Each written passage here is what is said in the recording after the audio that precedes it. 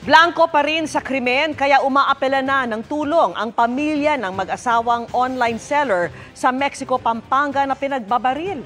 Sigaw nila, agarang hustisya para sa naulilang menor de edad na anak ng mag-asawa. Nakatutok si Dano Tingkungko.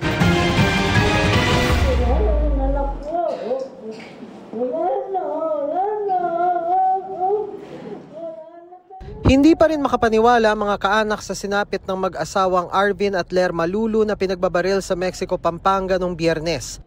Ang ina ni Arvin na si Alicia, nag-aalala kung paano ang mangyayari sa sandaling ihatid na niya sa huling hantungan ang anak.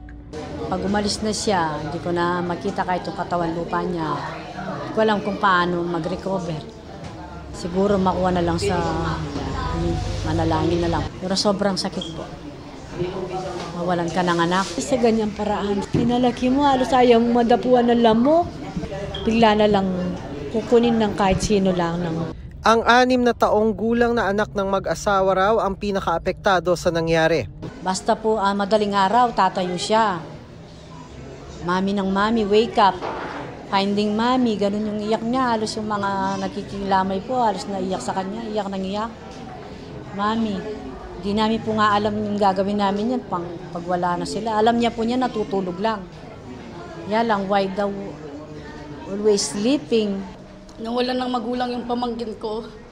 6 years old pa lang yung bata, isipin mo, tinanggalan yun ng magulang. Nauna nang binanggit ng pulisya na negosyo at utang ang ilan sa mga anggulong tinitingnan na motibo sa krimen.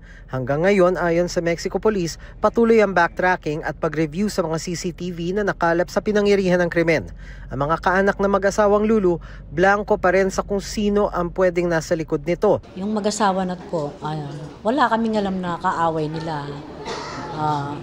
Maganda silang makisama, halos nakausap ko yung mga kaibigan nila, sobrang bait, utang-utang lang. Parang wala rin po sa kanila, basta hintayin na lang yung tao na magkaroon ng time na magbayad. Siguro, generous sila. Panawagan ng mga kaanak ni na Arvin at Lerma, tulungan silang makamit ang hustisya. Sana kung may nakapansin, kakaibang kilos yung medyo nila, kasi may nagbibideo din kung may naano silang ganon. Pwede na lang makipagtulungan po sa amin para agad masolve yung kaso. Hanggang ngayon, di ko po tanggap na wala na ang ate ko. Sana sa mga otoridad dyan, sa mga matataas na tulungan niyo po kaming makuha ang justice sa ate ko. Ang daming pangarap ng ate ko. Sinira niyo.